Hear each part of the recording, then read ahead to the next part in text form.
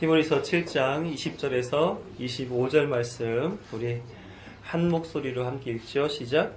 또 예수께서 제사장이 되신 것은 맹세 없이 된 것이 아니니 그들은 맹세 없이 제사장이 되었으되 오직 예수는 자기에게 말씀하신 이로 말미암아 맹세로 되신 것이라. 주께서 맹세하시고 뉘우치지 아니하시리니 내가 영원히 제사장이라 하셨도다. 이와 같이 예수는 더 좋은 언약의 보증이 되셨느니라. 제사장 된 그들의 수요가 많은 것은 죽음으로 말미암아 항상 잊지 못함이로되 예수는 영원히 계심으로 그 제사장 직분도 갈리지 아니하느니라. 그러므로 자기를 힘입어 하나님께 나아가는 자들을 온전히 구원할 수 있으니 이는 그가 항상 살아계셔서 그들을 위하여 간구하심이라. 아멘. 이 말씀이 담으신 완전한 만족을 주시는 예수 그리스도 그리고 하나님을 경험하시는 여러분 되기를 간절히 소망합니다. 오늘은 히브리서 강의 22번째 영원한 만족 예수 그리스도라는 제목으로 함께 말씀을 나누도록 하겠습니다. 우리 어린이들 매일매일 사는 게 기뻐요? 네. 할렐루야. 네, 우리 좋을 때도 있고 안 좋을 때도 있고 그래요? 응? 자, 하나님이 우리 사람들을 만드셨을 때 만족할 수 있게 줬을까요? 아니면 조금 아쉬워하게 줬을까요? 그렇죠. 에덴 동산을 보게 되면 하나님 보시기에 뭐 했다 그랬어요? 보시기에 좋았더라 그랬어요. 그러면 그곳에 만족이 있는 곳이에요? 만족이 없는 곳이에요? 만족이 있는 곳이에요. 하나님이 곧 만족이시니까 하나님과 함께 있으면 매일매일이 만족스러운 인생이 돼야 돼요. 그런데 생각해 봅시다. 아담과 하와는 어떻게 했어요? 만족했어요? 만족하지 못했어요? 뭘 만족하지 못했을까? 선악과를 먹고 싶은 그 마음을 참을 수가 없었어요? 아담과 하와에게 있어서 불만족, 만족스럽지 못했던 것은 뭐였냐면 하나님은 너무 위대하시고 너무 훌륭하시고 너무 능력이 많으신 분인데 자신은 그렇지 못하다고 생각했나 봐요. 그래서 나도 하나님처럼 될 거야. 그래서 하나님처럼 되기 위해서 뭘 해야 되지? 그랬더니 뱀이 유혹하기를 선악과를 먹어. 선악과를 먹으면 하나님처럼 될 거야. 그래서 사람은 그 만족하지 못했던 하나님처럼 되기를 원하는 그 마음에 하나님 먹지 말라고 했던 그거 먹으면 정녕 죽을 거야 이렇게 말씀드렸던 그 선악을 알게 해주는 나무의 과실을 먹고 말았어요. 그랬더니 아담과 하와가 하나님처럼 됐어요? 아니면 하나님처럼 안 됐어요? 하나님처럼 안 됐어요. 왜요? 왜요? 그것을 통해서 하나님처럼 될 수 있는 것이 아니었다는 거예요. 그걸 통해서는 죄라고 하는 것을 알게 되는 것. 거기로 아담과 하와는 인도받았죠. 그러니까 아담과 하와는 모두가 만족할 수 있는 에덴 동산이라고 하는 곳에서조차 만족하지 못하는 그런 어떤 사람이었어요? 죄를 선택해 사는 사람이었던 거예요. 그래서 사람은 늘 항상 어떠한 삶을 살아가냐면 죄에서 고민하는 사람이 돼요. 그쵸? 아침에 학교를 가야 되는데 일어나기 싫어. 그죠? 이불 밖에 나오기 싫어. 특히 오늘같이 추운 날은 일단 나오기 자체가 싫어. 그쵸? 해야 되는 것과 하지 말아야 되는 것을 우리는 알고 있어요. 그런데 뭐 해요? 늘 거기서 고민해요. 하지 말아야 될 것을 난 그거 하고 싶어. 이렇게 고민하는 매일매일 그런 고민을 우리는 가지고 살아요. 왜요? 사람은 그렇게 하나님으로 만족해야 되는데 죄를 지음으로 말미암아 늘 만족하지 못하는 그런 상태가 되었기 때문에 그래요. 그래서 매일매일 만족하고 사시는 분 혹시 계세요? 아무도 없을 거예요. 왜요? 사람은 만족하지 못하고 살아가게끔 지금 죄의 상태에 놓여져 있기 때문에 그래요. 우리 이렇게 이쁘고 착한 마음 가지고 있는 어린이들도 안타깝지만 하나님 보시기에는 그 속에 하나님이 원하는 것을 선택하는 것보다 자기가 원하는 것을 선택하는 죄의 마음이 조금씩 있다는 거예요. 그런 것 같아요? 안 그런 것 같아요? 그런 것 같지 않나요? 다 들렸어. 그래. 목사님도 마찬가지예요. 목사님도 조금만 더 잤으면, 조금만 더 쉬었으면, 조금 더 맛있는 거 먹고 내 맘대로 살았으면 하는 생각 많이 해요. 그런데 중요한 것은 그 죄에 살아가는 사람은 결국은 어디로 가냐는 거예요. 어디로 갈까요? 영원한 불구덩이, 구더기도 타지 아니하는 지옥으로 가게 돼 있어요. 그 사람들에게는 뭐가 필요해요? 죄를 없이 해주는 것이 필요해요. 사람들은 근데 그 죄 없이 해야 되는 것을 알아요? 몰라요? 몰라요. 그러니까 계속 죄를 선택하고 살아요. 그러니까 죄를 없이 해야 되는 것이 무엇인지를 아는 사람은 어떤 사람들이에요?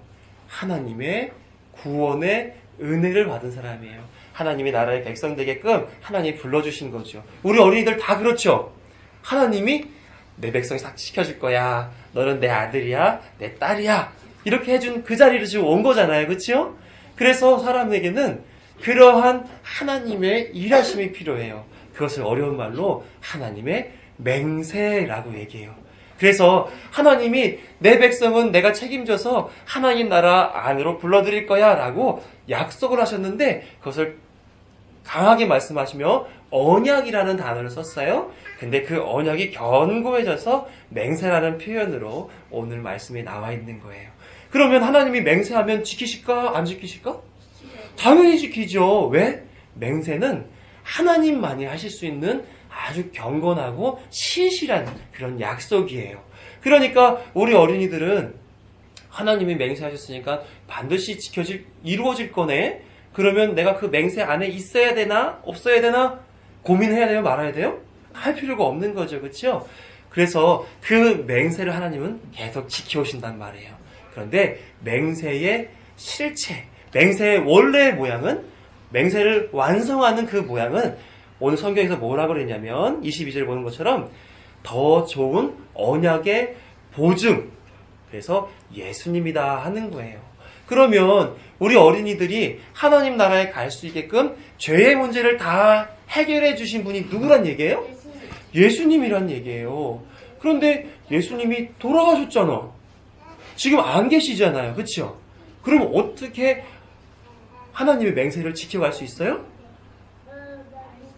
말씀? 그렇지. 말씀도 좋고요. 예수님께서는 하나님의 나라, 하나님의 보좌 우편에 앉아 계셔서 지금까지 우리를 구원하시는 것과 또 옆에서 하나님, 우리 하나님 나라 백성 되어야 돼요 라고 옆에서 친히 구해주시는, 기도해주시는, 간구해주시는 분으로 지금 계시기 때문에 우리는 영원한 대제사장이신 언약의 보증이신 예수님의 그 은혜를 누릴 수 있는 거예요.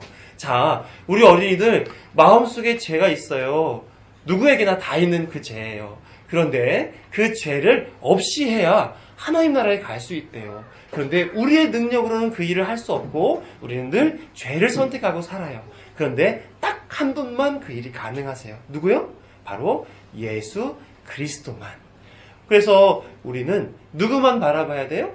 예수님만 바라봐야 돼요. 우리가 이 땅에서 만족하고 살아갈 수 있게끔 도와주시는 분.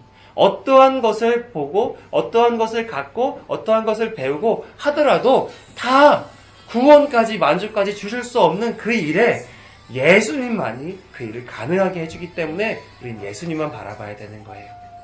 자, 예수님이 우리 어린이들을 위해서 그런 하나님의 맹세를 지키시는 그런 예수님이시다라는 것을 우리 어린이들 기억하시고 늘 나를 위해 열심히 하나님의 나라에서 하나님 앞에 기도해 주시는 그 예수님 우리는 믿고 따라야 될 줄로 믿어요. 우리 어린이 그렇게 할 수 있어요? 네. 오케이. 장주은 그렇게 할 수 있어? 자, 할 수 있으면 우리 약속도 한번 해야지, 그치? 옆에 엄마랑 아빠랑 또 친구랑 우리 할머니랑도 할아버지랑도 약속해 주세요. 나는 예수님만 믿고 살 거예요. 자, 예수님만 기억하고 살 거예요. 예수님이 우리의 죄의 문제를 해결해 주셨어요. 자, 이제 어른 말씀들을 좀 나눌게요. 자, 오늘의 말씀은 너무나 간단한 이야기입니다. 그런데 이 안에는 많은 중요한 이야기들이 담겨져 있어요. 그래서 자세하게 알 필요가 있는데, 그렇지만 뭐 짧은 시간 안에 다 할 수 없고요. 나름의 내용들을 가지고 우리 함께 교제해 보시자고요. 제가 보는 TV 방송이 몇 가지 있습니다. 뭐 당연히 뉴스나 시사 프로그램들을 보겠죠, 그렇죠? 그리고 요즘은 관심이 있어진 게 요리 프로그램들이 이렇게 관심이 있어졌어요. 그래서 요리 프로그램들도 많이 보고요. 빼놓을 수 없는 개콘이나 정글의 법칙을 주로 봅니다. 텔레비를 많이 보는 스타일은 아닌데 또 많이 보게 되네요. 자, 그 중에서 지난 12월 달에 정글의 법칙이 하나 이제 기억이 나는 게 있어요. 뭐냐면 왕지혜라고 하는 여배우가 정글의 법칙을 마무리하면서 한 말이 제 귀에 딱 꽂혀 있었어요. 이렇게 얘기하더라고요. 사실 오기 전에는 사는 것도 재미없고 무료하고 그랬습니다. 원하는 건 먹고 입고 하면서 불편 없이 살았는데 너무 넘치지도 부족하지도 않게 살다 보니까 재미도 없고 그랬습니다. 그런데 여기 와서 느낀 게 참 많았습니다. 내가 뭘 해야 하는지 생각하게 되었습니다. 왕지에는 불편하지 않은 여유 있는 삶을 살았다고 고백했어요. 하지만 그 인기와 유명세를 부러워하는 수많은 배우 지망생들과 일반인들은 상상할 수 없는 그 속 안에, 사람 안에, 내면의 문제를 가지고 있었어요. 어떤 거예요? 인생의 무료함이었습니다. 제가 귀를 기울이게 된 부분은 그녀가 정글에서 무언가 느껴진 것을 따라 자신이 어떤 존재로 살아야 하는가를 깨닫게 되었다라고 하는 거죠. 그래서 자신의 무료한 삶에 대한 인식과 앞으로 어떤 사람으로 살아야 하는지에 대하여 눈을 떴다는 것이 저의 관심을 갖게 만들었어요. 저는 그녀의 고백 안에서 신앙의 원리를 이렇게 생각하게 됐습니다. 지금 그녀가 바른 판단하고 잘 살고 있으리라 저는 그렇게 생각하지는 않아요. 그런 확신을 저는 갖고 그녀를 위해서 드리는 것이 아니라 원리를 기억하자 하는 것을 말씀드리고 싶은 거예요. 이 세상에서 지위 고하를 막론하고 재산의 양과 상관없이 자신의 삶에 만족하고 사는 사람들이 얼마나 있겠습니까? 이 시대에 만족한 인생을 살아가는 데 있어서 절실하게 필요한 것이 있다면 과연 뭘까요? 나를 위해서 계속 추구하고 더 나은 것, 더 좋은 것, 더 많은 것을 소유하기 위하여 애를 쓴다 할지라도 늘 그 안에는 공허와 결핍이 작용하게 되어 있어요. 왜냐하면 그것은 자신의 것이 아니기 때문에 그래요. 만족은 자신으로부터 나오는 것이 아니다 하는 겁니다. 그래서 저는 이 왕지혜처럼 내가 누구이며 무엇을 하고 살아야 하는 존재인가, 인생의 본질에 대해서 느끼고 아는 것이 필요하다 이 말씀을 드리고 싶어요. 즉 사람에게는 자신이 어떤 인생을 살고 있고 그런 삶에서는 자신을 진정으로 만족시킬 수 없다는 것과 왜 만족스럽지 못한 이유와 진정으로 빈 공간을 채우고 만족시켜줄 바를 찾아가야 될 것이 무엇인가를 깨닫게 되어야 된다 하는 것을 지금 말씀드리고 싶은 거예요. 대부분의 사람들은 자신에게 있는 무기력하고 무료한 인생을 해소하기 위해서 재미를 찾거나 즐거움을 찾습니다. 또 자신을 업그레이드 시키기 위해서 관심을 많이 갖지요. 그래서 취미생활도 하기도 하고 여행을 가고 자격증을 따기도 하고 학위를 따기도 하는 그런 식의 삶을 살아갑니다. 하지만 그걸 성취하고 나면 여행을 갔다 오면 만족스럽습니까? 그렇지가 않지요. 왜요? 그것이 자신의 만족을 확실하게 부여해주는 것이 아니기 때문에 그래요. 그래서 사람은 살면서 늘 항상 불확실한 내용을 가지고 살아가는 겁니다. 이것을 해도 나에게 만족 줄 수 있을까? 라고 하는 것에 있어서는 모든 것이 다 불확실하다라고 하는 것이죠. 제가 개콘을 즐겨보는 이유가 저의 삶에 어떤 무료함을 채워보기 위해서 봐요. 그래서 그 시간만큼은 좀 내 안에 딱딱하고 지루하고 부담스러운 그 일상에서 좀 쉬어보자 하는 제 마음의 어떤 한 부분을 채워보자 하는 의도로서 그것을 봅니다. 재밌잖아요, 그렇죠? 안 보세요? 제 보는 저가 좀 이상한 그런 눈빛 하지 마세요.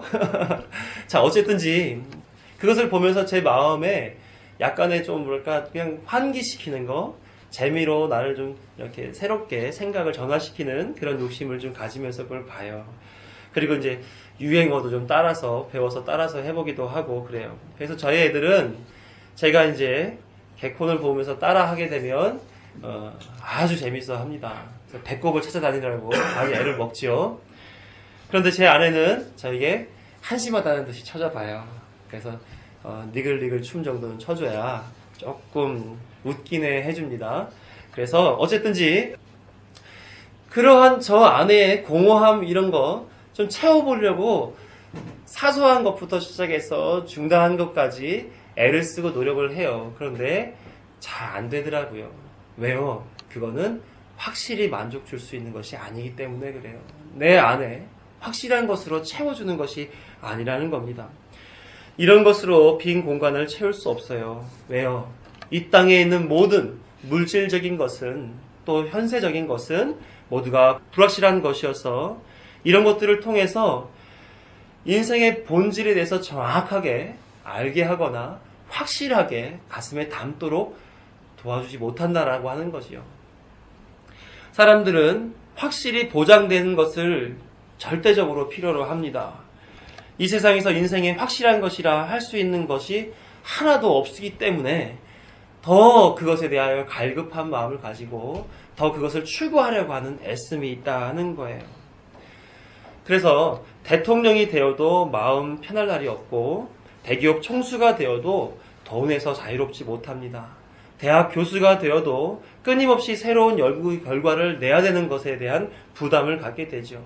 운동선수도 마찬가지로 좋은 성적을 내지 못하면 평생 해오던 그 선수 생활에서 은퇴해야 됩니다. 그래서 더 사람들이 어떻게 합니까? 확실한 것에 목을 메고 더 공부해라, 더 연습해라, 더 열심히 해라 이렇게 나가지 않습니까?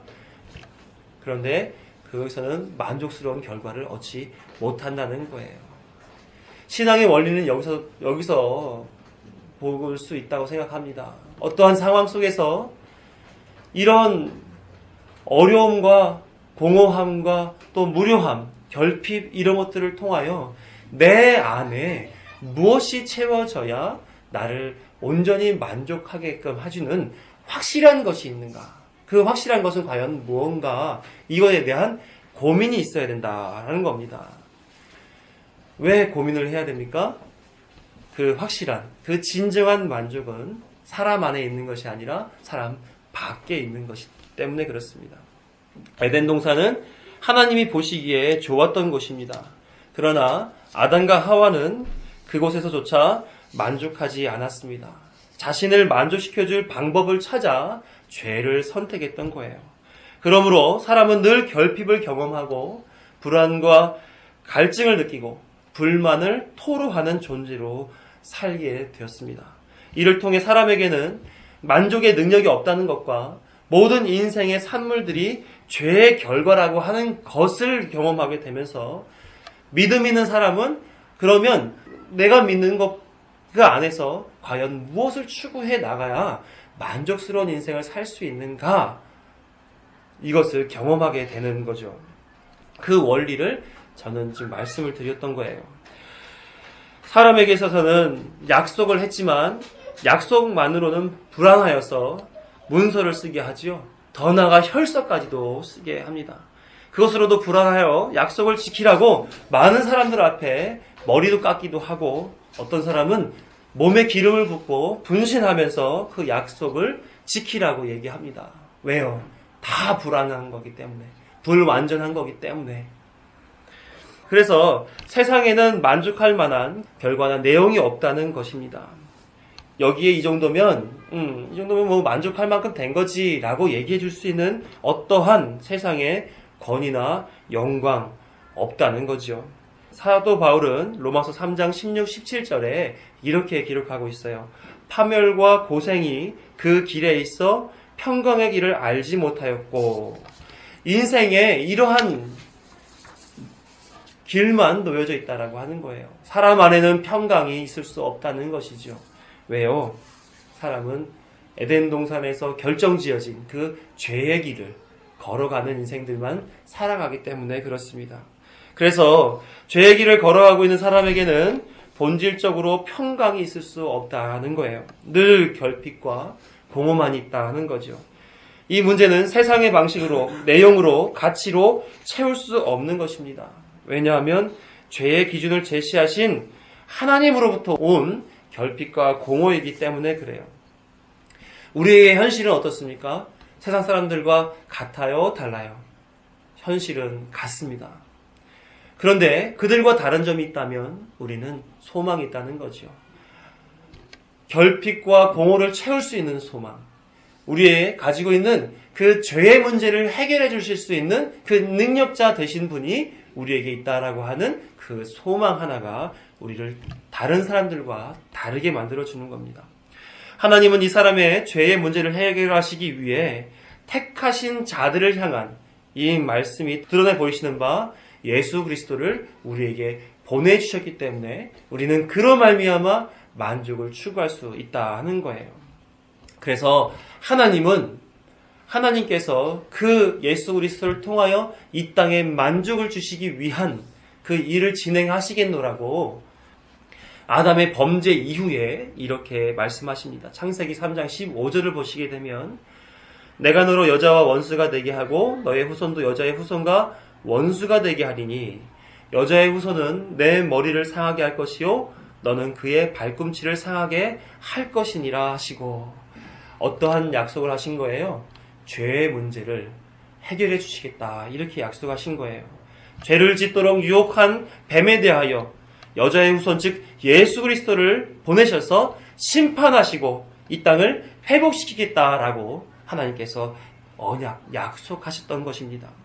이 언약으로부터 시작된 하나님의 언약의 신실하심은 각 세대를 통하여 계속해서 다시금 확인하게 만들어 주었어요. 그래서 믿음이 없었던 세상 가운데에서 하나님은 아브라함을 부르시지요. 그리고 세상의 죄의 문제를 해결하는 방법을 그에게 제시하십니다. 어떤 방식이었을까요? 바로 믿음을 통해 구원의 길을 열어가시는, 회복의 길을 열어가시는 일을 벌이시게 돼요. 창세기 12장 1절부터 3절의 말씀을 보게 되면 여호와께서 아브라함에게 이르시되 너는 너의 본토 친척 아비 집을 떠나 내가 내게 지시할 땅으로 가라. 내가 너로 큰 민족을 이루고 내게 복을 주어 내 이름을 창대케 하리니 너는 복의 근원이 될지라. 너를 축복하는 자에게는 내가 복을 내리고 너를 저주하는 자에게는 내가 저주하리니 땅의 모든 족속이 너를 인하여 복을 얻을 것이니라 하신지라. 마치 이 내용을 보게 되면 하나님이 아브라함을 통해서 이 땅에 잘 먹고 잘 살 수 있는 방법을 채워주시는 것처럼 보이나 히브리서 기자는 이 아브라함의 그 모양을 이렇게 기록하고 있어요. 히브리서 11장 8절에 보게 되면 믿음으로 아브라함은 부르심을 받았을 때에 순종하여 장래의 유업으로 받을 땅에 나아갈새 갈 바를 알지 못하고 나아갔으며 아브라함이 어떤 방식으로 나갔다고 그래요? 믿음의 방식으로 나갔다는 거예요. 우리가 창세기의 내용을 보았을 때는 마치 그 갈대아 우르에 살고 있는 아브라함을 하나님께서 더 좋은 곳 줄게 데리고 나온 것처럼 읽혀질 수도 있지만 네가 복의 근원이 될 거야 라고 하는 것, 창대할 거야 라고 하는 좋은 것, 이 땅에 부요한 것을 추구하기에 나온 것처럼 보이지만 실상은 뭐 때문에 나왔다고 그래요? 믿음 때문에 나왔다고 그래요. 다시 말하면 이 아브라함 때에 제시하셨던 하나님의 구원의 방식은 곧 믿음으로 인하여 구원에 이르게 되는 이 일을 통하여 하나님은 이 세상에 만족하게끔 되는 방식을 사람들에게 선보여 주셨던 거예요. 그래서 사람들에겐 어떠한 것이 필요한 겁니까? 바로 믿음이 필요한 것이죠. 창세기 22장을 보게 되면 아브라함에게 하나님께서 요구하시는 바가 있어요. 내 아들 이삭을 나에게 제물로 바쳐라. 아브라함은 이삭을 제물로 바쳤습니까? 안 바쳤습니까? 바치기까지 나아갔지요. 어떠한 모양으로요? 믿음의 모양으로 나아갔습니다. 하나님께서 주신 이 명령에 믿음으로 순종하여 구원의 본을 보여준 거예요. 아브라함과 하나님과 맺은 언약 이후로 이제는 그렇게 순종하는, 그 믿음으로 말미암아 순종하는 그 모습을 통해서 구원은 그러한 방식으로 이루어지는 거야를 성경은 내내 설명해 주고 있는 거예요. 그래서 하나님께서는 사람들을 향해 자신의 구원의 길을, 구원의 방법을 열어놓았습니다. 믿음이라고 하는 거지요. 그런데 잘 생각해 보시면 믿음이라고 하는 공통분모는 이 땅에 그대로 존재합니다. 그런데 어떤 사람은 그 믿음 안에 들어오는 그 일이 가능하고 어떤 사람은 믿음 안에 들어오는 일이 불가능한 자들이 있어요. 왜 그럴까요? 하나님이 그들에게 작정하신 바가 다르기 때문에 그렇습니다. 그래서 내 백성 아브라함을 통하여 내 자손이, 내 민족이 창대하게 되리라라고 하는 그 언약이 하나님의 그 신실하심을 통하여 아브라함의 믿음의 계보를 따라 믿는 자손들에게 공급되어지는 것이지, 믿지 않은 자들에게는 공급되어지지 않는 그 원리를 설명해주고 있는 거예요. 우리 삶에서 경험시켜주고 있는 거예요. 그러니까 우리는 더욱 하나님 앞에 믿음으로 말미암아 사는 방식을 추구하고 살아가야 하는 것이 우리의 삶의 본분이다라고 하는 겁니다. 그렇게 믿음으로 살아가는 방식에 하나님은 어떠한 것을 담아 놓으셨냐면 내가 너로 말미암아 이 땅에 복의 근원이 되게 하시겠다라고 하는 방식을 담아 놓으신 거예요. 그러니 아브라함을 통하여 복의 근원이 되었던 그 복의 근원지가 곧 우리에게도 허락되어져 있다라고 하는 것이죠. 그래서 우리는 늘 복의 근원처럼 살아야 된다는 것입니다. 그러나 우리 안에는 뭐와 계속해서 다투고 있어요? 죄와 다투고 있죠. 그러므로 복의 근원의 삶이 있는가 하면 죄로 말미암아 살아가는 그 삶도 우리 안에 같이 있다는 거예요. 그래서 사람으로서 할 수 있는 죄로 말미암아 살아가는 그 인생에 하나님은 제동을 거시고 하나님이 말씀하시는 그 복의 근원으로서 살아가는 그 삶을 하나님은 믿음이라고 하는 것으로 인하여 더 풍성하게 만들어 가신다는 거예요. 그래서 그 일을 완성하시기에 사람들에게 기회를 주었으나 아담과 하와를 통하여 그 이후로부터 늘 하나님 앞에 사람들은 사람의 것으로 그것을 완성해 놓기 위하여 애를 써서 실패의 연속을 경험했죠. 그러자 하나님께서는 다시금 말씀하세요. 예레미야 31장 31절에 보게 되면 나 여호와가 말하노라 보라 날이 이르리니 내가 이스라엘과 유다 집에 새 언약을 세우리라 이렇게 얘기해요. 다시 말하면 이전 언약들은 너로 말미암아 복의 근원이 되리라 라고 말씀하셨다면 이제는 사람 죄로 말미암아 생겨나는 그런 일들을 없이 하시기 위하여 내가 이스라엘 집과 유다 집에 새 언약을 세운다. 내가 세운다라고 얘기를 하신단 말이에요. 그 내가 세운 그 새 언약의 결정체가 마태복음 26장 28절을 보게 되면 이렇게 기록되어 있어요. 이것은 죄 사함을 얻게 하려고 많은 사람을 위하여 흘리는 바 나의 피, 예수님이죠. 나의 피 곧 언약의 피니라. 새 계명, 새 언약을 주신 하나님이 그 언약의 결정체로서 예수로 말미암아 피 흘리게 하시고 그 언약의 성취 이것을 우리에게 허락해 주셨다라고 하는 겁니다. 이 과정, 이 흘러가는 그런 모든 내용들을 히브리서 기자는 뭐라고 표현했냐면 히브리서 6장 13절에서 14절을 보게 될 때 하나님이 아브라함에게 약속하실 때에 가리켜 맹세할 자가 자기보다 더 큰 이가 없으므로 자기를 가리켜 맹세하여 이르시되 내가 반드시 너에게 복주고 복주며 너를 번성하게 하고 번성하게 하리라 하셨더니 예수 그리스도로 말미암아 언약의 완성이 되게 하신 것은 하나님께서 그 언약의 신실하심, 그 맹세로 이루어져야 하는 그 일, 너에게 복을 주고 복주며 번성하게 하고 번성하게 하리라 했던 그 일이 완성된 그 일로 나아가게 만들어준다라고 하는 겁니다. 그래서 우리는 한 가지 시각을 분명하게 가져야 돼요. 우리에게 주신 그 언약은 하나님의 그 열심과 하나님의 언약의 신실하심으로 인하여 완성되어졌고 그것이 우리에게 적용된다라고 하는 것입니다. 오늘 본문 23절과 24절을 보시게 되면 이렇게 기록하고 있어요. 제사장 된 그들의 수요가 많은 것은 죽음으로 말미암아 항상 잊지 못함이로되 예수는 영원히 계심으로 그 제사장 직분도 갈리지 아니하느니라. 구약의 제사장들은 자신들도 죄 아래에 있었던 사람들입니다. 다른 사람들을 구원할 사역을 맡아 수고하는 자였지만 스스로의 죄의 문제로 고통받아야 하는 자들이었어요. 뿐만 아니라 그들은 영원하지 못해 한 세대 한 세대 혈통을 따라서 이어 내려가야만 했던 사람들입니다. 그들에게는 영원이라는 시간은 아무런 관련이 없었던 거였죠. 그래서 누구에게도 영원한 시간 동안 죄의 문제를 해결해 줄 수 있는 능력을 그들이 가지고 있지 못했던 것입니다. 그래서 뭐라 그래요? 제사장 직분도 예수님은 갈리지 않지만 그들은 갈린다. 다시 말하면 바뀌어야 되는 존재들이었다라는 것을 얘기해주고 있는 거예요.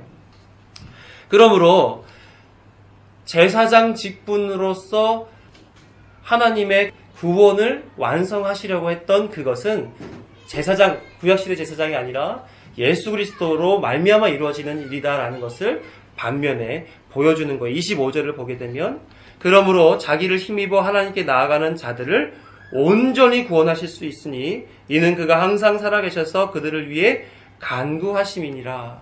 무슨 말씀이에요? 예수님만이 그 일을 완성할 수 있다는 거예요. 그리고 완성했다는 얘기고 뿐만 아니라 맨 끝에 보게 되면 간구하심이니라. 이것은 중보자 되셨다라는 표현을 다른 말로 표현한 거예요. 그래서 끊임없이 예수 안에 있는 자들에게만 그 일이 허락되어질 것이다 라는 것을 얘기해주고 있는 것이죠. 이것이 어디 아래에 있습니까? 하나님의 맹세 아래에 있어요. 이 맹세라고 하는 표현은 앵기오스라고 하는 말인데 이게 여기 히브리서 7장에만 기록되어 있는 말씀이에요. 이 고대 법률용어로서 보증 서는 사람이라는 뜻입니다. 약속을 보장하기 위해 자기 재산이나 심지어 자기 자신까지도 담보로 제공한다라는 의미를 가지고 있는 말이 바로 여기 맹세예요. 그러니 하나님은 우리를 구원하시기 위하여 모형화시켜서 대제사장들을 보냈지만 그것의 실체이신 예수 그리스도를 말미암아 그 일을 완성하시겠다라고 하는 맹세를 했다는 것이고 그 이 맹세를 지키기 위하여 자신의 모든 것을 다 담아 내어 보내셨다라는 것을 우리는 볼 수 있는 것입니다. 그래서 이 맹세에 신실하신 하나님을 우리는 늘 마음에 견지하고 살아가야 될 거예요. 요한계시록 1장 17절에서 18절을 보게 되면 그 예수 그리스도가 어떠한 분이신지에 대해서 다시금 우리에게 강조해 줍니다. 내가 볼 때에 그의 발 앞에 엎드려져 죽은 자 같이 되매 그가 오른손을 내게 얹고 이르시되 두려워하지 말라. 나는 처음이요 마지막이니 곧 살아있는 자라. 내가 전에 죽었었노라. 볼지어다 이제 세세토록 살아있어 사망과 음부의 열쇠를 가졌노니. 사람들이 마지막 때가 되니까 그 발 앞에 엎드려 죽은 자처럼 되었더라는 거예요. 그런데 예수님이 오셔서 오른손을 사람에게 얹고 이르시되 내가 처음이요 마지막이다. 내가 살아있었노니 전에 죽어있지만 이제는 세세토록 살아있어 내가 사망과 음부의 열쇠를 가짐으로 너를 살릴 것이다. 이렇게 얘기하고 계신 거예요. 그러니까 우리는 살아계셔서 역사하시고 완전하시고 영원하신 예수 그리스도가 우리의 하나님이 주시는 과거의 구약에서 보여줬던 제사장으로 인한 그 좋은 언약이 아닌 예수로 말미암은 더 좋은 언약이 되시는 예수님을 우리는 만나야 된다는 얘기죠. 그분을 마음에 견지하고 살아야 된다는 얘기를 드리고 싶습니다. 요한일서 2장 1절과 2절을 보게 되면 이렇게 기록하고 있어요. 나의 자녀들아 내가 이것을 너희에게 쓰면 너희로 죄를 범하지 않게 하려 함이라. 만일 누가 죄를 범하여도 아버지 앞에서 우리에게 대언자가 있으니 곧 의로우신 예수 그리스도시라. 그는 우리 죄를 위한 화목 제물이시니 우리만 위할 뿐 아니요 온 세상의 죄를 위하심이라. 하나님은 이처럼 우리의 죄의 문제, 우리가 늘 결핍되어 있고 공허하고 갈증을 느끼는 그 죄의 문제에 대하여 예수 그리스도로 말미암아 완성해 주시고 우리에게 만족을 주셨단 말이에요. 그렇기 때문에 이제는 예수님만을 향하여서 신앙을 영위해야 된다는 것이죠.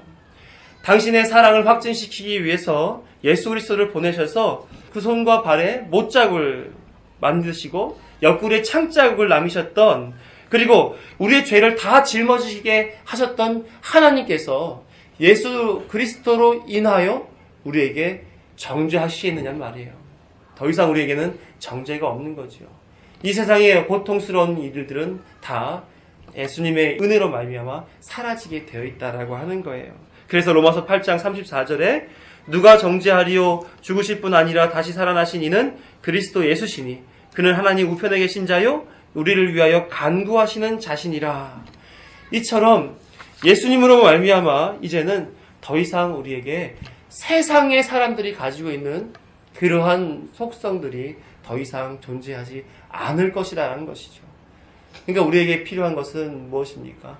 예수만을 바라봐야 되는 거예요. 예수로 인하여 우리에겐 결코 정죄함이 없고 죄와 사망의 그 나락에서 해방되었음을 우리는 직시하고 더 이상 세상의 굴레, 죄를 추구하고 자신을 만족시키기 위해 살아가는 그 굴레에서 이제는 당당하게 하나님 앞에 나아가 하나님으로 말미암아 정말 감사하고 자족하는 그런 삶을 살아야 한다라고 하는 겁니다. 요즘 시대의 교회들은 그러면 이 문제에 대해서 어떨까요? 금식이나 회개기도나 선행이나 선교나 전도나 이런 것들을 많이 하지 않습니까? 뿐만 아니라 소그룹에서 보게 되면 옆 사람에게 자신이 이러한 죄를 졌어요 라고 하는 것을 고백하는 일들도 너무나 많이 있습니다. 마치 그것이 성숙인 것처럼 그런 식으로 자신 안에 있는 죄의 문제들, 공허와 결핍에 대한 문제들을 이렇게 사람들에게 나눔으로써 자신을 포장하는 거죠. 나 이거에서 자유로운 사람이야. 누구를 위한 거예요? 자기를 위한 겁니다. 하나님 앞에 나아가 예수로 말미암아 얻은 그 만족감, 회복, 구원 이것을 누리는 것이 우리 신앙의 모습이어야 되는데 마치 그것을 교회 안에서도 자랑하며 주장하며 드러내는, 자기를 드러내는 그런 방편으로 삼는 일들이 얼마나 많은지 몰라요. 우리는 하나님과 그리스도와의 관계 맺은 자로서 이제는 더 이상 죄로 살아야겠다라고 하는 그런 갈등 속에서 이제 더 이상 죄를 이제 미워하고 슬퍼하면서 하나님 앞에 나아가는 그 일만 남은 것입니다. 다시 말씀드리지만 우리는 죄를 이길 수 있는 능력이 없고 또한 스스로를 만족시킬 수 있는 어떠한 능력 또한 가지고 있지 않기 때문에 그래요. 오직 예수 그리스도의 십자가 공로만이 우리의 모든 것을, 우리의 만족을 채워주실 수 있는 능력이 되시기 때문에 그렇습니다. 그래서 우리를 구원하시고 우리를 위해서 친히 간구하시는 그 예수님만을 바라보며 우리의 연약함으로 나아가 그의 강함으로 채워지는 그런 인생을 살아야 할 것입니다. 예수님을 3번 부인했던 베드로를 예수님께서 부르시고 그를 용서하시고 회복시켜 주었습니다. 이때 예수님이 그들을 위해서 하나님 앞에 기도하는 내용을 보시면 요한복음 17장 11절에 이렇게 기도하고 있어요. 나는 세상에 더 있지 아니하오나 그들은 세상에 있사옵고 나는 아버지께로 가옵나니 거룩하신 아버지여 내게 주신 아버지의 이름으로 그들을 보전해 주옵소서. 예수님께서는 그러한 삶을 우리에게 주시기를 원하시는 거예요. 하나님이 보호하시고 하나님이 인도하셔서 늘 하나님으로 말미암은 평강, 평안, 구원, 은혜, 만족 그 삶을 살기를 원하는 것입니다. 그리하여 우리의 삶이 그렇게 인도함 받기를 원하시는 거죠. 결론을 맺으려고 합니다. 기독교 신앙은 세상에 주는 다른 어떠한 것과 큰 차이를 가져요. 세상 사람들은 자신이 가지고 있는 어떤 철학이나 사상이나 또한 학문이나 인간의 어떤 성취나 공로로 인하여 그 자신에게 있는 결핍, 공허, 불만족감들을 해결해 보려고 애를 씁니다. 그러나 그들의 수고와 노력과는 상관없이 그 문제는 결코 해결되지 않는다는 것을 우리는 삶에서 확인하지요. 이는 올바른 역량이나 열망을 소유하는 데 있어서 또한 어떠한 삶의 결과를 통하여서 그 문제가 해결되지 않는다는 것을 보는 것입니다. 이런 것들과 기독교가 큰 차이를 가지는 것은 우리에게는 예수 그리스도가 계시다라고 하는 것이죠. 예수 그리스도는 우리의 죄를 영원히 처리하실 뿐만 아니라 하늘로부터 우리에게 능력을 끊임없이 공급해 주시는 분이시기 때문에 그렇습니다. 그러므로 그리스도인들에게 가장 중요한 것은 우리가 무엇을 행했는가가 아니라 우리가 어떠한 것을 발휘할 수 있는 영적인 능력을 함양하는 것이 아니라 살아계셔서 우리의 대제사장으로 사람을 위해 친히 간구하여 주시는, 그렇게 사람을 섬기시는 예수 그리스도의 십자가의 효과와 능력, 이것을 추구하는 것이 가장 중요하다라는 것이죠. 예수 그리스도가 살아계심으로 말미암아 여러분이 믿음을 유지하는 것은 물론 풍성한 열매를 맺는 데 필요한 모든 것을 공급해 주시는 것입니다. 그리하여 우리는 돈이 조금 부족하더라도, 건강이 좀 약할지라도, 사업이 잘 되지 않고 또 진로가 잘 풀리지 않고 막막하다 할지라도 그 속에서 우리를 기뻐하시며 사랑하시며 구원하시는 그 하나님을 봄으로 말미암아 만족할 수 있다는 거예요. 이 예수 그리스도를 그 마음에 담고 계신다 하시는 그 믿음 있는 자들은 예수 그리스도를 말미암아 삶의 방향이 바뀌게 되는 겁니다. 지금까지 나를 추구하며 내 방식과 내 내용대로 살아왔다면 이제 예수 그리스도, 영원한 나의 살아계신 대제사장이신 예수 그리스도를 추구하며 삶의 방법을 바꿔가는 것이죠. 사람의 성취 신앙의 굴레에서 벗어나게 될 것입니다. 그리스도에게 여러분의 짐을 맡김으로써 오는 평화, 삶의 새롭게 됨을 위한 능력을 믿음으로 받아들여서 그가 공급하시는 평안을 누리시는 우리가 되기를 원합니다. 왜냐하면 하늘에서 지금도 예수님은 우리를 위하여 구원을 완성시키신 능력을 공급해 주시고 친히 그 구원으로 인도하시는 그런 중보자의 역할을 감당하시기 때문입니다. 사랑하는 성도 여러분, 그리스도만이 우리의 능력인 줄 믿습니다. 우리 신앙 안에서 그리스도를 온전히 믿고 그분만을 향하여 추구하고 살아가는 것, 그것이 우리의 본분일 줄 믿습니다. 그 속에서 하나님 우리를 온전히 예수 그리스도를 말미암아 만족시켜 주실 것입니다. 기도하시겠습니다.